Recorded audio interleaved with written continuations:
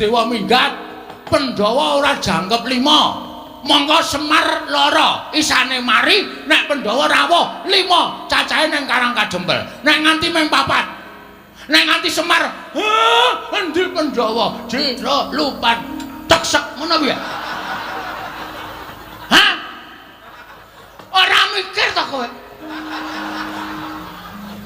Kula kandhane nggih Dek Pandhawa niku aja nganti godang. Merga Pandhawa niku nuwun sewu 5 cacahe iku wis ngrambangke dhewe-dhewe.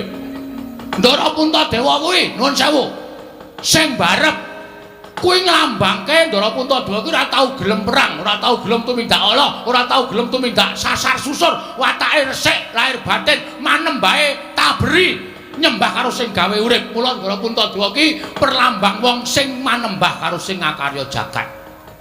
Sampeyan ki kasantosan Ndara Janaka kuwi tresna asih. Lho, kabeh wis lambangke dhewe-dhewe. Kok dadi Ndara Sedewa kok tok tunjung lunga?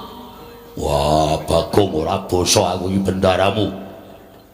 Kowe kudu nganggo tata krama ora basa karo aku. Tuwa sapa Werkudara Bang?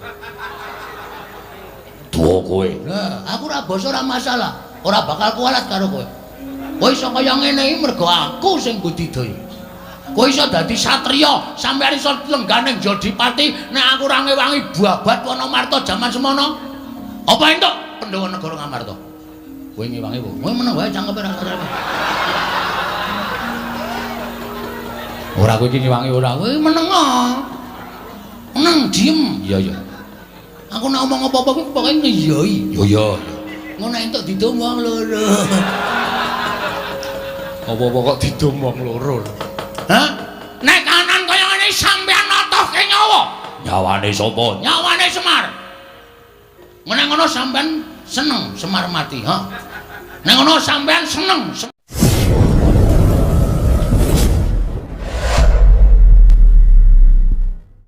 Pun anteng sesasi niki bapak niku gerah.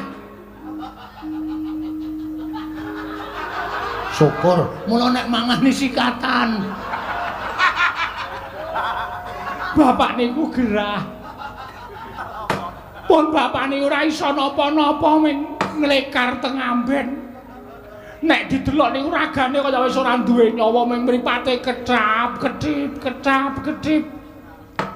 Pun bola-bali kula bali Bagong niku budidaya goleke tamba ning ora ana sing iso nambani karo bapak.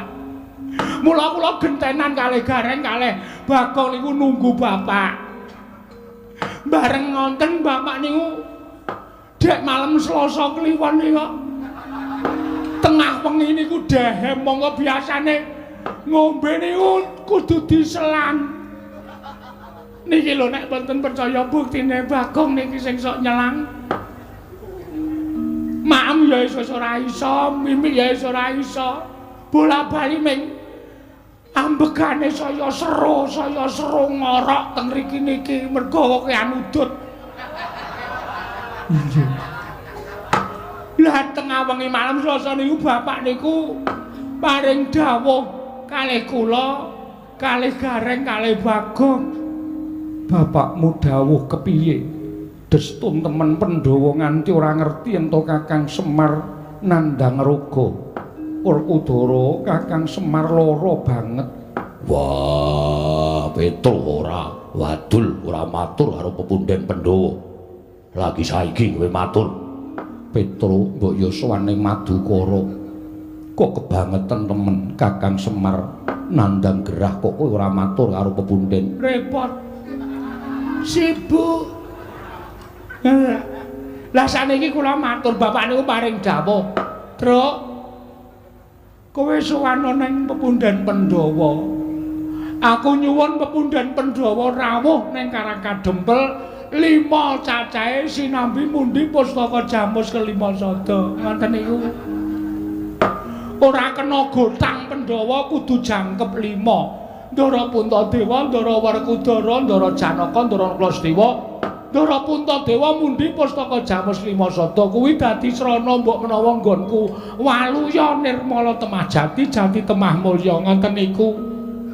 Mula sowan kula mriki diutus kalih bapak supados mboyong Pandhawa gangsal cacahipun 5 rawuh wonten ing Karang Kadempel sinambi mundi pustaka Jamus kelima sada. Sakaken Bapak Ndara awi kula dherekke rawuh teng Karang Kadempel sinambi mundi pustaka Jamus kelima sada jangkep Pandhawa gangsal. Nek panjenengan boten rawuh teng Karang Kadempel yakin Bapak mesti sedo. Ya Kang. Mergo Bapak wis mboten gadahi kekuatan babar blas. Pun kula Yasin kaping 3 lho. Nek mari ya bek mari, nek sehat ya gek sehat. Ning ora ana undhane babar blas. Winganane bengi Dek Petruk mboten nonton kalih Gareng ya mboten nonton kula wis omong karo Bapak, Pak, mati ya mati ning warisan didumsik. Duparaimu lho kowe. Tak dupak genti. Lho. Bapakne kok ngami-ami warisan supaya aja nganti congkrah terus. Bapak wis kaya ngono wis ora iso piye-piye. Nek bapak ngerti-ngerti sak ngono ya. Piye lek arep ngedum warisan? Kowe mesti malak, Gareng kae meneh, arep cilik ning Mecakil kae. Mesti apa-apa dihaki. Aku entuk apa? Aku ki mung wong sarwa ngalah. Omahe mung manggon ning pawone bapak aku ki. Ya mesake kowe. Kowe njaluk bapak ora tau dikai. Petro dalem mundur sikik. Mundur kok, mundur. Lah. Ngapain? Ratu dilungguhi sikile ora? Sorry. Ora sengaja kok ya. Salahe nang kono. Loh, dhisik aku. Oh iya, Dek. Ampun. Kowe tak jarwani ya Petro. Nggih. Yen to bapakmu mbutuhake Pandhawa 5 cacahe dina samengko ora kelakon. Lho.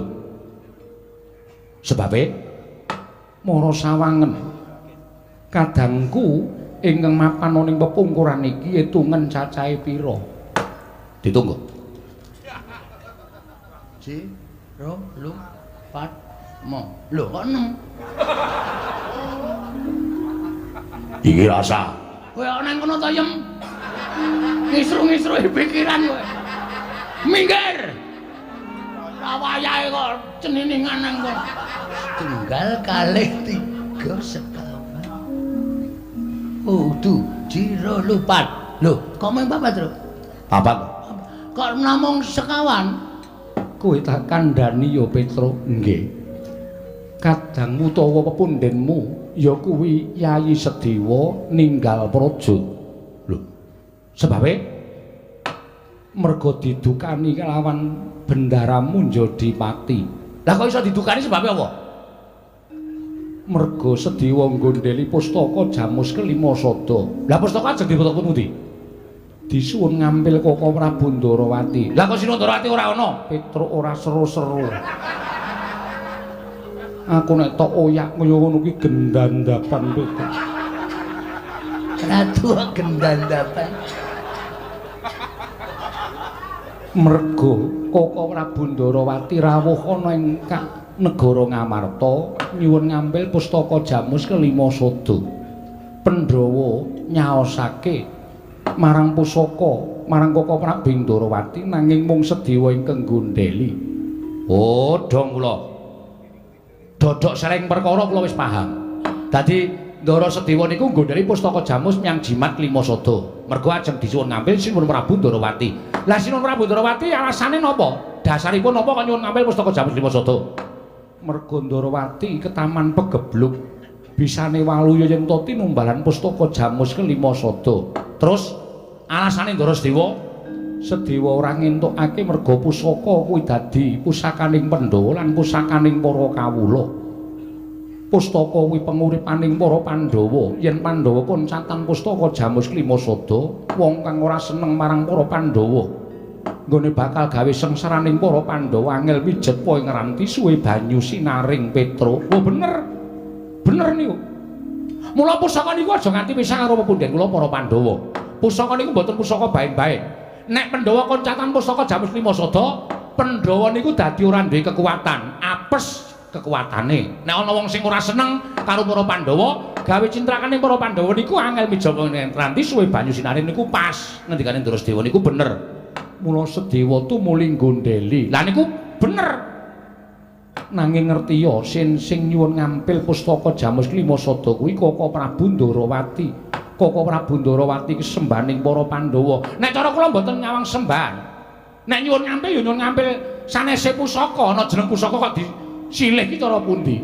Sing jeneng pusaka niku duwe daya, niku merga diasta dening Kang Kagungan. Pusaka kok disilih-silihke niku mboten ajeng ana dayane. Dadi nek Sira Ndarawati nyuwun ngampil pustaka Jamus Klima Sada supaya dadi kinarya nambak rengkaning praja. Kula nuwun sewu. Niku gek-gek ming alasan. Mula Drasdewa nggodhele niku wis pas. Lah kok terus dadi iso lunga?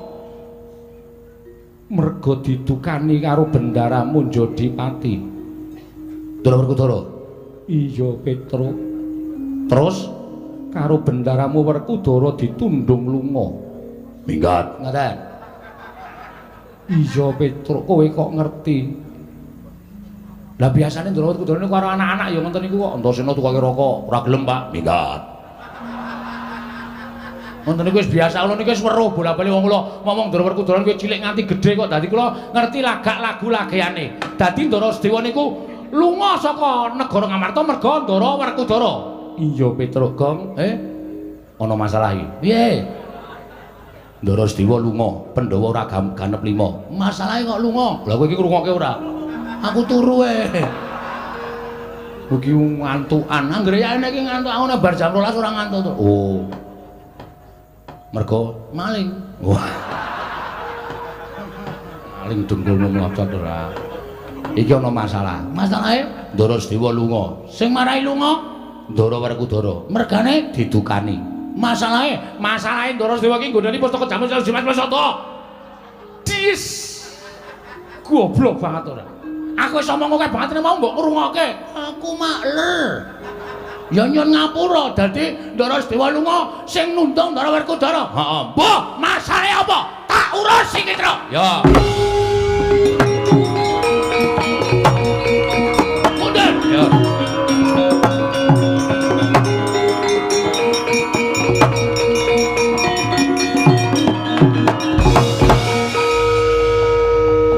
Kula tak takon karo sampean. Wah, Bagong wong edan. Karo bendara nuting-nuting. Sampeyan ngaku aja goro, satria iki nek goro cetel kasatriane. Perkara apa? Kowe nundung Sedewa, ha? Kowe nundung Ndara Sedewa apa ora? Wah, iya. Dasare apa aku tak takon? Sedewa wani karo aku.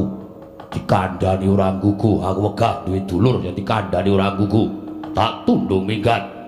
Terus saiki nek nganti Saundara Sedewa minggat, Pandhawa ora jangkep 5. Monggo Semar lara isane mari nek Pandhawa rawuh 5 cacahe ning Karang Kajembel. Nek nganti mung 4. Nek nganti Semar, endi Pandhawa jero lupan teksek ngono piye? Hah? Ora mikir to kowe? Kula kandhane nggih Dek, Pandhawa niku aja nganti godhang. Merga Pandhawa niku nuwun sewu, 5 cacah iki wis ngrambangke dhewe-dhewe. Ndara Puntadewa kuwi nuwun sewu. Sing barep kuwi nglambangke Ndara Puntadewa kuwi ora tau gelem perang, ora tau gelem tumindak ala, ora tau gelem tumindak sasar susur, watake resik, lahir batin manembahe taberi. Nyembah karo sing gawe urip. Mula Ndara Puntadewa ki perlambang wong sing manembah karo sing ngakarya jagat. Sampeyan ki kasantosan. Ndara Janaka kuwi tresna asih. Lho, kabeh wis lambangke dhewe-dhewe. Kok dadi Ndara Sedewa kok tok tundung lunga? Wah, Bagong ora basa aku iki bendaramu. Kowe kudu nganggo tata krama ora basa karo aku. Tuwa sapa Werkudara Bang? Tuwa kowe. Lah, aku ora basa ora masalah. Ora bakal kualat karo kowe. Kowe iso kaya ngene iki mergo aku sing budidaya. Kowe iso dadi satriya, sampeyan iso lengganing Jodipati, nek aku ora ngewangi babat Wonomarta jaman semono. Apa entuk Pandhawa negara Ngamarta? Kowe ngewangi apa? Kowe meneng wae cangkepe ra ngerti. Ora kowe iki ngewangi ora, kowe meneng. Meneng diem. Iya iya. Aku nek ngomong apa-apa kuwi pokoke ngiyoi. Yo yo. Ngono entuk didum wong loro. Apa-apa kok didum wong loro. Hah? Nek kanan kaya ngene sampean notohke nyawa. Nyawane sapa? Nyawane Semar. Nek ngono sampean seneng Semar mati, ha? Nek ngono sampean seneng Semar mati, ya.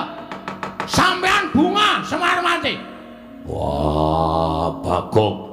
Hilang tata kramamu karo aku. Kowe wani karo Werkudara. Nuwun sewu, kula ora wani karo Werkudarane, ning wani karo pambegan sampean. Sing rumangsa bener dhewe, ora iso disalahke. Kula ora setuju carane kaya ngono kuwi.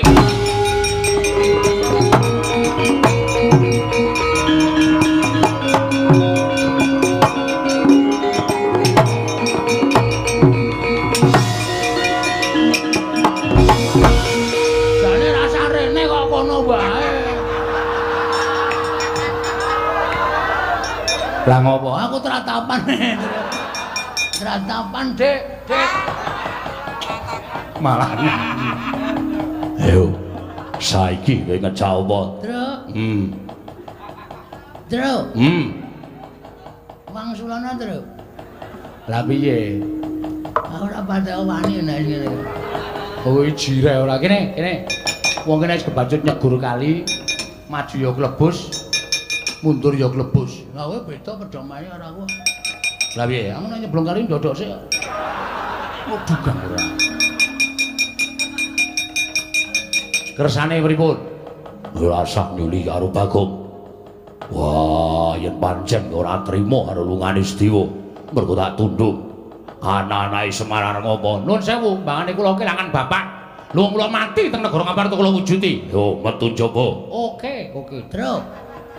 Ora sembrono lho, Truk. Ndara Werkudara. Lho wong kendeli ngene iki go wis bacuk nantang ora kaya kowe iki nantang kok mundur iki ngopo kuwi? Nek kaya aku wis bacuk nantang ngene iki iso luleh. Mbangane kowe karo kelangan bapak. Nek nganti Ndara Werkudara ora iso nemokke Ndara Sediwa, ora kersa goleki dina iki. Oh, rawe-rawe lantas malang-malang putung. Gecek ndas. Wah, gecek-geti metu njaba.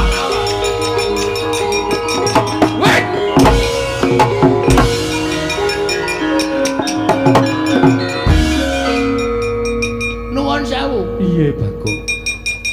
Anane kedadian kaya ngene iki mau merga Kresna nuwun sewu Sundarawati nyilih pusaka jamus Klimasada. Iya. Sapa sing ngeterke tekan kene? Koko Prabu Ndarawati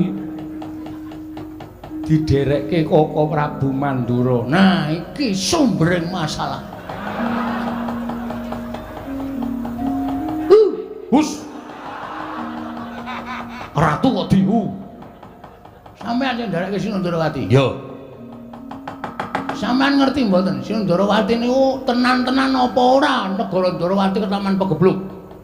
Yai Prabu Kresna rawuh ana negara Mandura. Dheweke ngandhaki karo aku matur karo anakku yen negara Ndarawati ketaman pegebluk. Bisane walyana Remata Majati yen tinimbalan pustaka Jamus Miang Jimat Klimasada. Aku dadekke seksi supaya melu selane negara Ngamarta. Terus aku matur karo Nyai Prabu Darma Kusuma. Yen to para Pandhawa kudu ngelingi lelabuhane Nyai Prabu Kresna. Tumuli dadi geger iki mau. Ah, iki. Sak ngerti kula, Ndara Werkudara niku wonge angel nesu. Nek ora ana sing ngubup-ubupi, nek ora ana sing ngompori. Sapa sing ngompori Werkudara? Lho, aku ora. Ngaku wae. Ngaku wae. Glandang nenggala wae. Hus. Kuwi nggonku. Aku njaluk. Lho. Nenggala dijaluk piye? Butuhe aku ora mengerti para kowe. Ya sampean kudu tanggung jawab. Sampean melu gawe masalah lungane Ndara Setiwa. Sampean ora gelem nemokke Ndara Setiwa. Kula sing ora trima. Lho, kowe nantang Baladewa. Lho ora nantang. Meng kula meng kepengin sampean tanggung jawab. tegese kowe nantang karo Baladewa. Kowe nantang karo Rata Mandura. Apa mbok ora kowe wedi karo kowe? Ayo, nek ndi mamane wong Bondo itu metu jaba lekane atiku. Rugi. Apa wih? Ngerkoso kok tak njaba. Rajos. Jiri. Ora sakaken gelem tamukan ayo. Karepmu piye? Pokoke sampean gelem golek apa ora? Aku ora gelem golek. Ora gelem golek gulung wae. Metu coba legane kuat.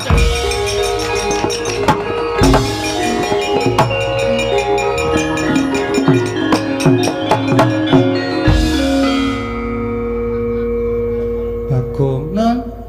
Lah kowe iki ngopo? Nantang Koko Prabu metu saka Ndaturaya kok kowe malah begogo. Santai. Sing repot ra kono. Wong kene durung siap-siap kok yo mangkat yo saiki yo ndas lho ketinggalan kereta. Ora ana Baladewa kok nesune tentang kereta. Aku anggere mlebu nang kraton iki kabeh wis nganu apa jenenge njur do ngawur kata-katane. Puntadewa barang kok tentang Ya sing gedhe pangapuramu. mboten menapa. Wis kono nek arep genahke perkara iki metu njaba. Sendika ngestaken dawuh nyuwun Pamit. Nyuwun pamit madhal pasilan sinuwun. Sing ati-ati aja kaya bocah cilik. Nggih. Ndara Janaka kula nyuwun pamit. Iya ya Bagong sing ati-ati. Aja kaya bocah cilik. Kuwi sing muni aku. Aja kaya bocah cilik. Nggih. Ndara nek kula nyuwun pamit nggih. Iya ya Bagong sing ati-ati. Njaluk. Sing ati-ati nek sambi kala. Waduh, kok wolak-walik lho mong. Yem aku lunga sih ya. Inggih ngesraken dawuh. Suwe banget ketemu karo kowe. Engko cipika-cipiki ya, Jem. Inggih. Ayo kangen no ya, Inggih. WA-mu isih kae sing wingi to? Inggih. 081 125 250 375. Aku menghitung-hitungan. Inggih. Kuwi adimu kok? Inggih. Lemu banget. Oh ya aja sok salin nganggone adimu ya. Inggih. Sandangane aja sok ganti. Inggih. Nggone adimu ki nek tok nggo iso tok cantolke pundak ngene iki. Saking gedene. Ora tepuk kok wis ngrasani pakaian dalem. Aku karepe dhewe. Aku kenal Nyun pamit sinuwun. Sing ati-ati aja kaya bocah cilik. Ngene nggih. Mergi nek nganti kula mboten ngelingke Petro iki nek pun nesu bebayani tenan, yakin sumpah. Mboten mantra-mantra wujude kono kawan, bedane karo sapa-sapa ora wedi. Apa ya nggih? Dewe nganane malam Setu nika gelut kalih Bathara Narada. Lho. Perkarane apa Bagong? Susukan teng jero kotak.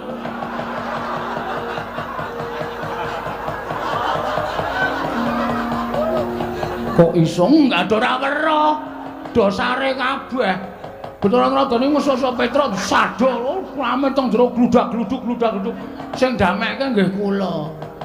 Ya wis syukur yen to kaya wong Nggih ngoten mawon nggih nyuwun pamit. iya ya sing ati-ati. Bareng. Iya. Pun ya Ndara Janaka. Iya ya sing ati-ati Bagong. Ndara Sembadra sehat to? Sehat. Ndara Trikandi. Iya ya waras Bagong. Syukur. Pun ya Ndara kula. Iya Bagong sing ati-ati Atine nggih. Oh iya nah. nggih. Dadah. Inggih ngatos-atos. Pedone ora tak kandhani tuman wae. Wis werna-werna ae gawe masalah terus nang kampung ki. Adek malam Selasa wingi.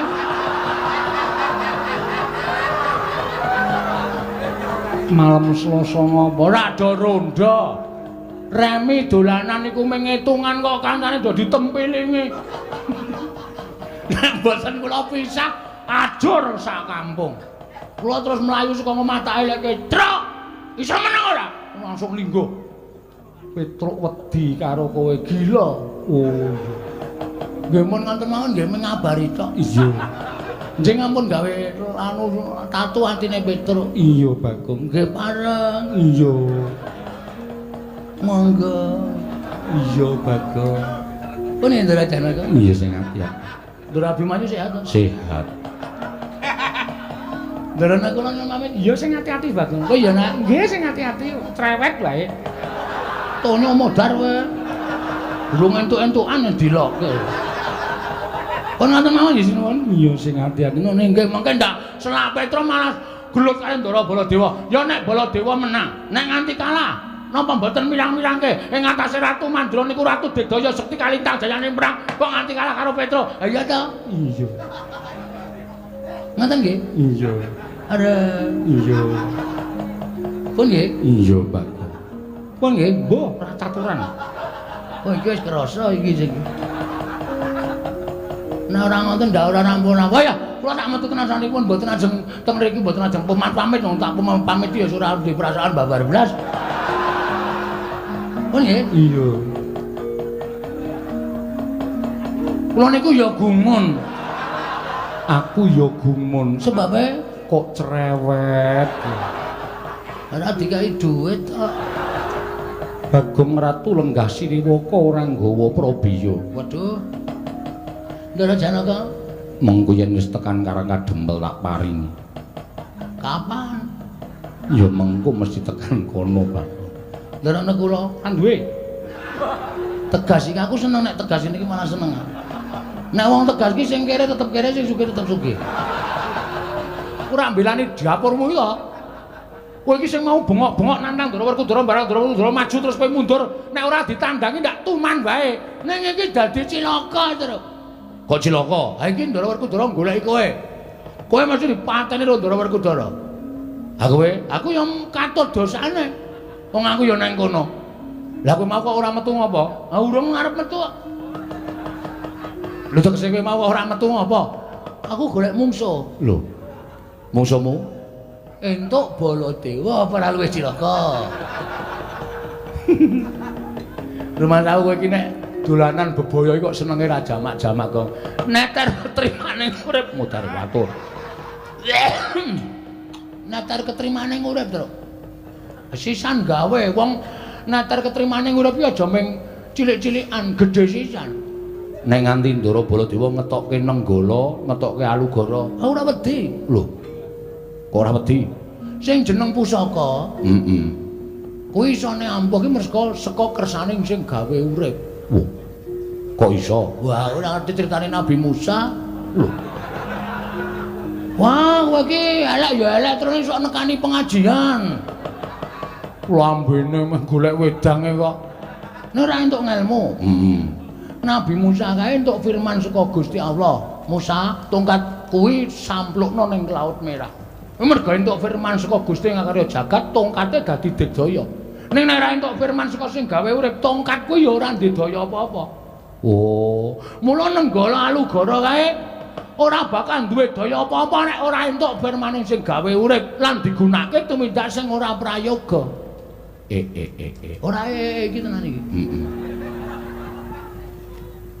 Nek ditamake aku karo kowe, monggo kowe karo aku iki wong ora tumindak luput. Yakin to?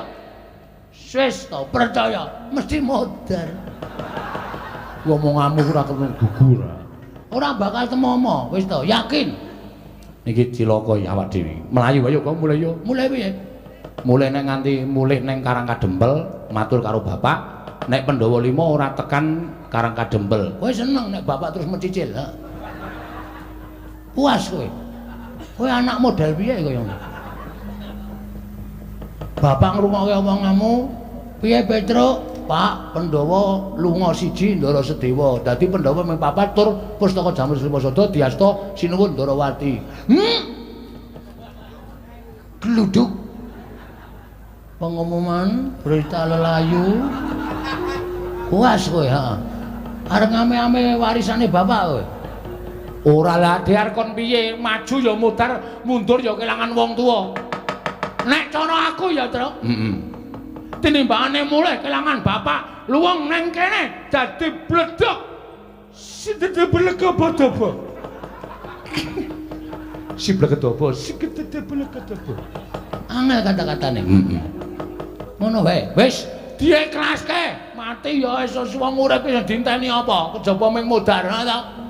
Kowe karo aku ki ming ngenteni urutan. Heeh. Saiki mati sesuk ya mati. Wis dilakoni. Sing mungsuh Ndara Werkudara. Kowe. Oke. Sing musuh Ndara Baladewa. Kowe. Sik. Iki wong loro. Ha iya. Lah sing mulih aku musuh Ndara Werkudara kok kowe sing musuh Ndara Baladewa kowe. Lah kowe ngopo? Aku ora wani kabeh. Ora wani kabeh ora. Apike kleru len nata wayang iki kudune nang kene.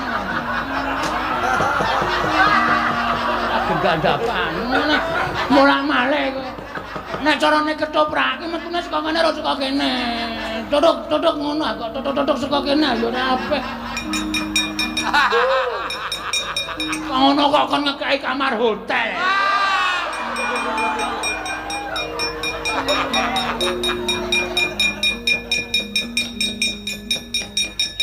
Ya mlayu ta. Yo. Mlayu nendi? Mulai. Iki awak dhewe mati tenan, Gong. Mergane Mati tenan. Modal tenan iki. kowe ngapa? Kowe ngapa lho? Mlayu nendi? Rono. Tiga. Ora ngono nek nasibe awake dhewe kaya ngene. Ngapa jane mbok terus terang? Nek kira-kira uripku Dara iki ngandhake anak-anake. Giatut kaca Antasena. Terus kon nyebar golek awake dhewe, ora usah wedi to. Kowe mungsuh wong tuane. Gatotkaca Antasena tetekane untune. Mbok cangkeme sing apik, Gong. Ngapa? Ora ana wonge kok. Santai wae. Nek ana wonge aku ya ora wani berkata seperti itu. Wong basa Indonesia ora cetok berkata seperti itu. Berkata seperti itu maksudnya. Wani tenan. Wani. Nek upama Ndara Garkaca tekan kene, Ndara Garkaca senengane nguntir sirah. Aku ya kondang nguntir bayar. Ndara Antarja nyembur, Aku ya kulino nyembur. Ndara Antasena Kae wong kocluk.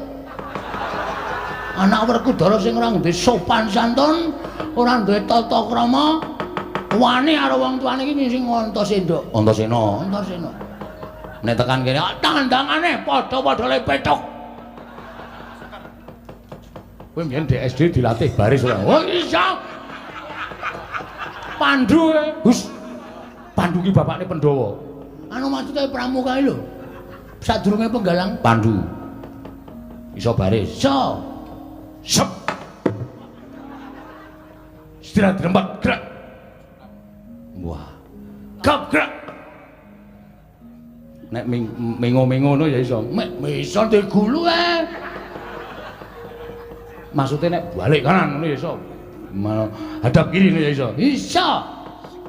Balik kanan. Gerak. Mundur 2000 langkah.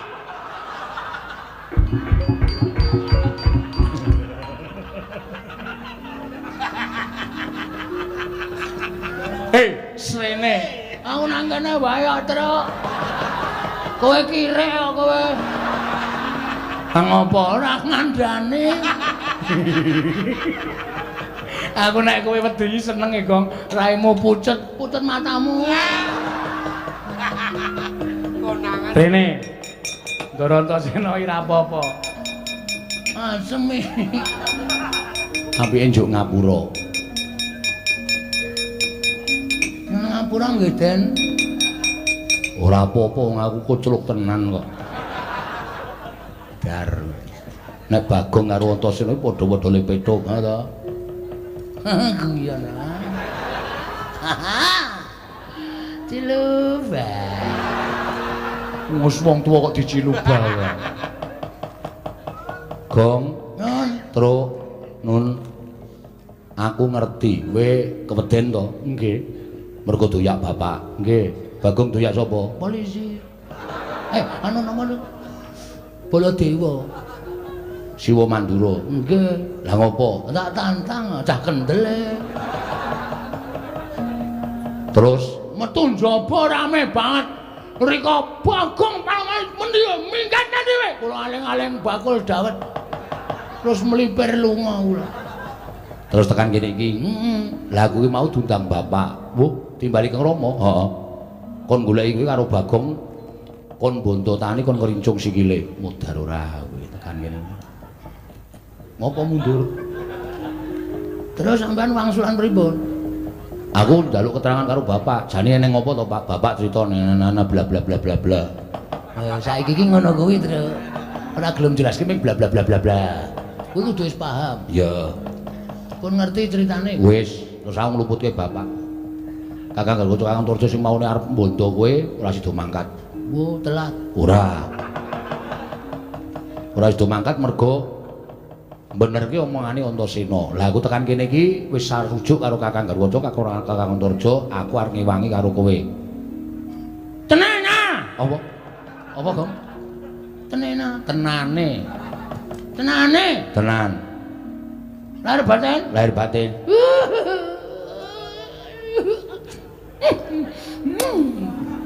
Gilane ora. Wah iya. Ngambung kok karo deleh. Ken mau ora to idoke to. Ora tak nggo dolanan. Jiji. Ngelae. Ha iya.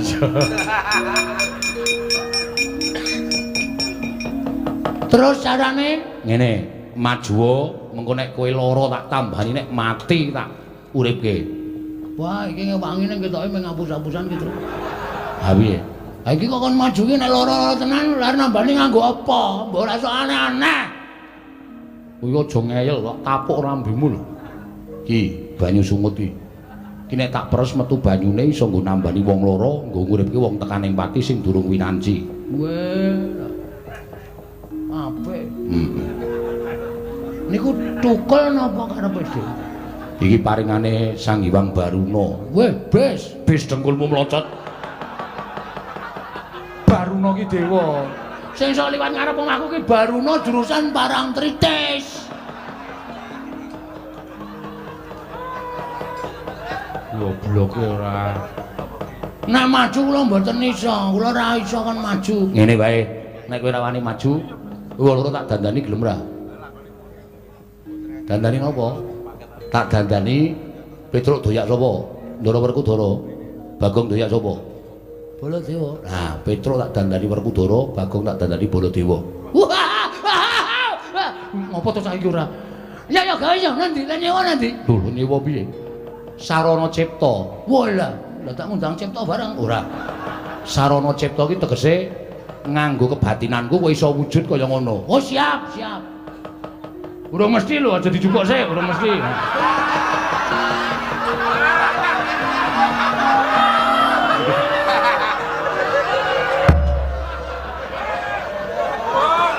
Ora mirang-mirangke rombongan, Gong.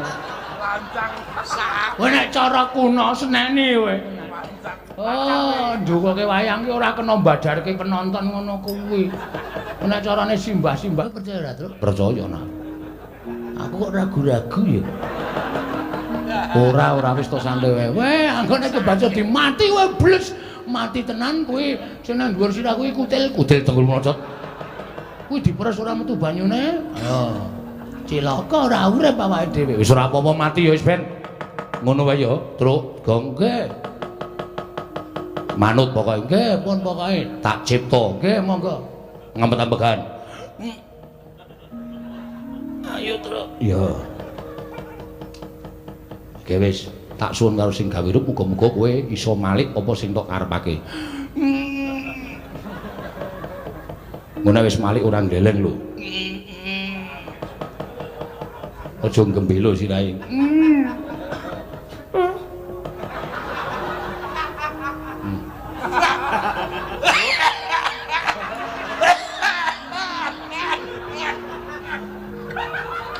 Dek sapa iki, Dekmu. Aku kok pangling ya. Kalau saya dhewe kok lali. Wis suwe ra pangling aku. Wis ndak kok kian omong kok ndak malah ora rampung-rampung. Nggih. Tan samar pamoring sukma sinukmaya. Winaya ngesepi sumimpen telenging kalbu.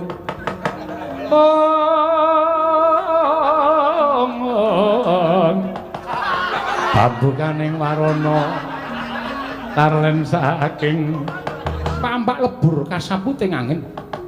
Tak kira kerai banteng karo macan. Lah kok jebul ora pangling iki malah ana kaelokaning jagat lelakon sing edapi-dapi. Wonten menapa Prabu? Tak sawang Koko Prabu Mandura kok padha gelut karo Koko Prabu Mandura. Lah kok kae malah Werkudara ya gelut karo Werkudara. Kae iki lelakon apa Setyaki? Wonten pundi? Mana to kae sawangen?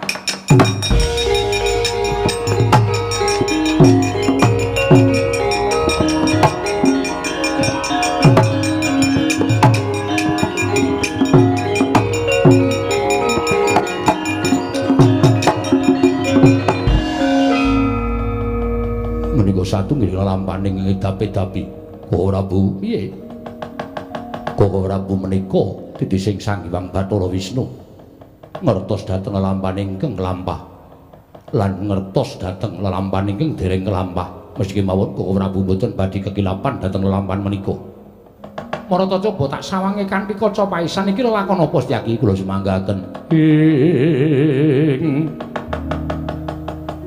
Katriku mulung mangrembak ing wadya Kurdakura. Kurdakura reka kiri-kiri ronanggana. Oh. Jagat Dewa Bathara ya jagat pangestungara. Pun menapa kok gumujeng? Lah bareng tak wis padhake Koko Prabu Mandura kae kancen perang andon pupuh karo swijining nalindra ingkang citrane tan prabéda Koko Prabu Mandura. Iya. Ngerti ora kae sapa? Sinten? Petruk to. Petro. Iya. Setunggalipun Kowe mesti tak kandhani mesti guyu sik wae. Urung dikandhani kok wis guyu ora. Mergo nek tak kandhani kowe mesti saya maido. Sebabipun Werkudara do gelut kae sing siji Werkudara tenan, sing siji kae ora coba ngerti ora? mboten ngertos. Mbaya dikulinake ngasah lan tiping batin. Ngerti ora? Mboten dipun paksa iki mboten saged. Kae Bagong. Lho. Kok saged sami wujud kados mekaten? Merga ana sing dandani anakku ngrandu gumbala. Kabeh lakon mau cetha ning kaca paisan. Ora, Bu.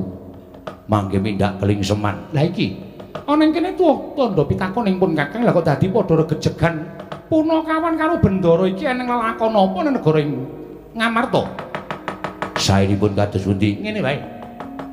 Aku tak misah Werkudara, kowe misao Baladewa. Oh iya. Sing Baladewa sing dudu sejati ana ing sisih tengen. Oh iya. Ruketen jaken ngadoh supaya aja nganti padha panca bakal. Istirahaken dawuh. Ayo Setyaki. Suami kula ndherekaken ora, Bu.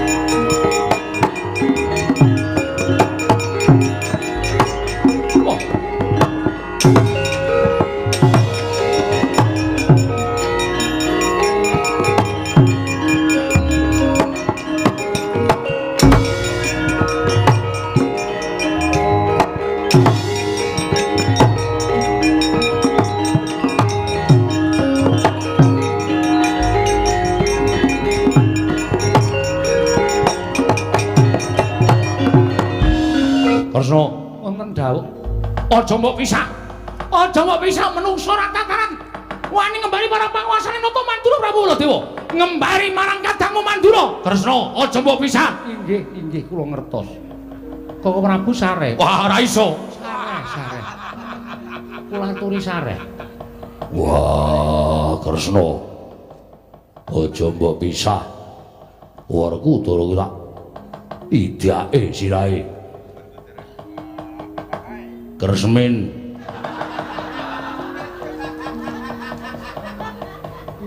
Kresna. Aja mbok pisah. Laita-itae men ora keju awake.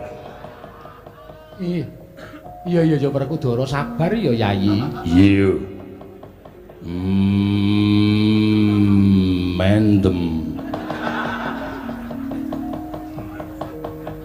Kok Prabu aturi sabar. Ing atase pun kaki Narendra Mandura dikembari karo menungso ora tatanan. Aku sing dikembari Kresna. Aja percaya kuwi Petra kuwi. Inggih kula ngertos, sampun to. Sampun duka kados mekaten. Aku dudu Petra lho Kresna. Inggih. Sedyaki. Wonten dawuh ora. Ya syukur si Adi ento iso misah ora kaki. Napa Prabu Kersa dahar kepelan panganan dhewe. Setyaki iki ya aneh-aneh ora. Kok Prabu Baladewa Petruk ora aturi kendel. Lho, aja ngawur gawar ngawur. Aku dudu Petruk. Wis to. Ora usah ngapusi karo aku. Petruk apa dudu? Dudu. Senjata Cakra Taman. Ya Petruk. Konjo nggunakake senjata Cakra ora. Wow.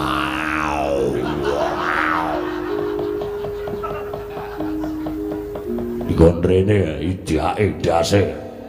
Wah, ngembari karo Werkudara. Kresna kakakku. Aku adimu aja percaya kalau kae. Aku adimu Werkudara. Iya Werkudara sabar ya. Iya. Wangre kowe isih pilih kaya Suden. Nganggo apa? Iki.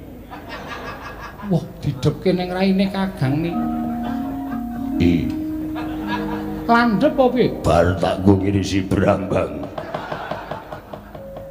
Werkudara aja sembrut Werkudara. Cerewet. Kresna, wonten dawuh. Kuwi Petruk kuwi adilana kuwi.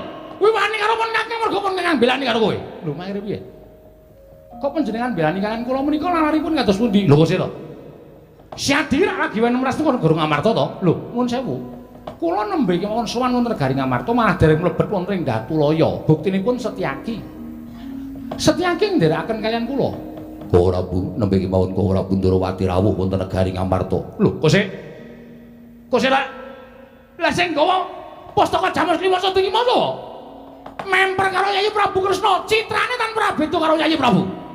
Ngasta Pustaka Yayi Jamus Lima Sada ngandhakaken Ndarawati ke taman pegeblok iki mau sapa? Lah rak tenan to. Wah, Werkudara piye Werkudara?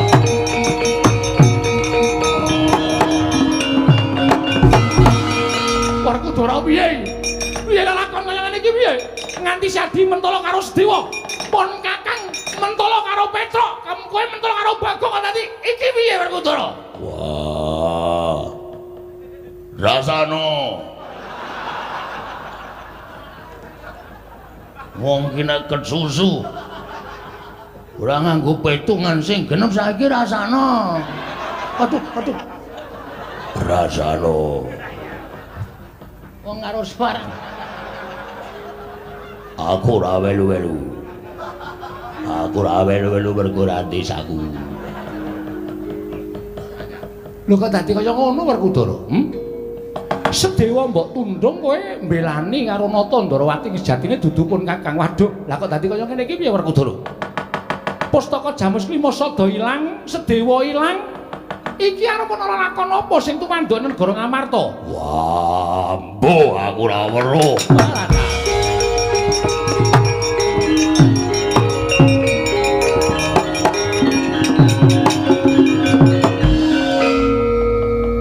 Saiki rasane apa dianggep sing dadi panyokra bawaning Nata Mandura Prabu Dewa? Kuwi luput, saiki rasana.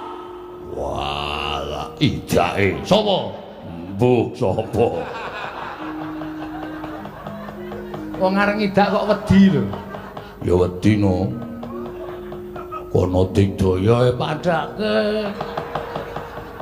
Anggere lali suarane. Wa Prabu piye? Satriya duwe nalindra menika dipun wangsulaken kados wingi uni. Kok Prabu? Piye?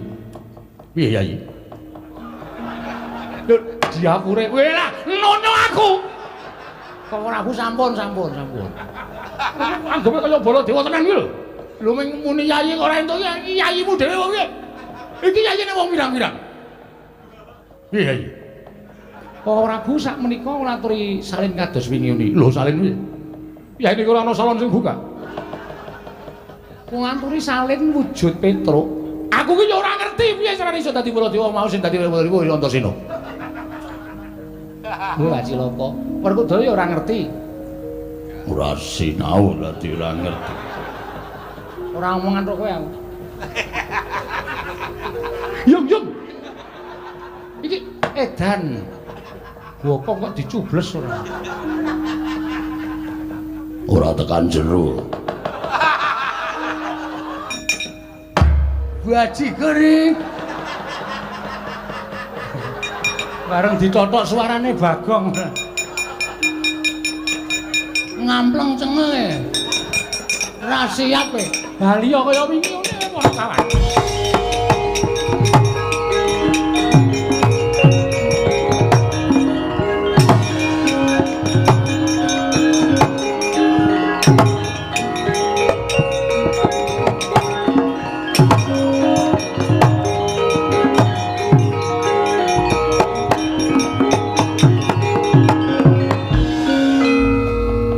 Petro, Nun. Lah kok kowe sowan ning negara Ngamarta Bapak Gerah. Bapak niku isane waliyane Rata Majati, Waluyung ngene nandhang roga nek Pandhawa gangsal cacahipun rawuh teng Arang Kadempel sinambi mundi pustaka Jamus Klima Sada. Mongko pusaka diastana Tandrawati, Ndrasdewa ditundung Ndara Werkudara. Lah kula ora wani bali. Nek nganti Bapak takon Petruk endi Pandhawa? Kurang siji, Pak. Pustaka ilang nek seda pripun? Lho. Apa bapakmu le loro wis banget? Wah, wis ora iso apa meng mripate tok sing kedap-kedhip. Nek ditutuhi dhuwit pira, Pak? 100. Ponakan ki nek lara kabeh mesti ngono kuwi ya? Nggih. Kabeh niku. Turun kok larane. Iya. Oh, muni ya dadi ya. Wis rampung, Ndara. Sing dadi kowe Werkudara sapa? Antasena Kang Putra. Wah, caidan. Bagong mirang-mirangke Werkudara. Mboten mirang-mirangke ana kula ming manut e. Petro, Nun. Kowe bali ya. Lah mangke nek bapak takon sadurunge kowe tekan kono aku wis bareng karo Pandhawa sak anane dhisik. Tak sowan ning Karang Kadempel.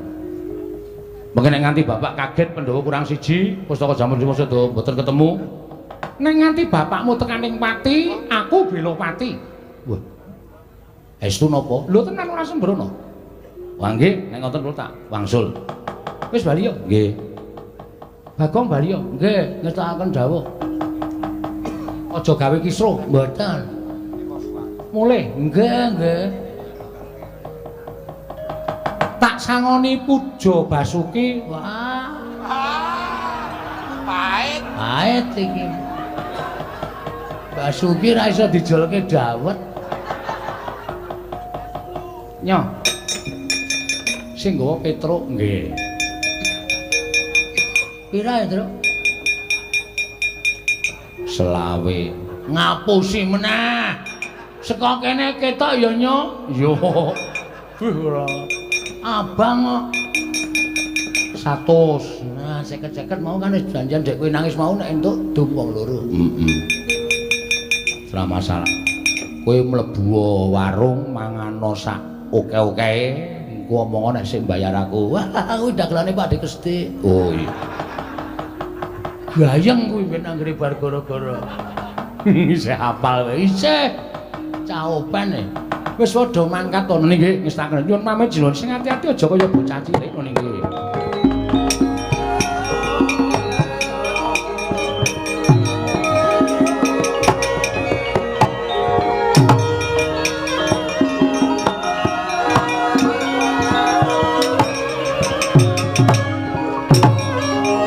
Prabu. Nggih.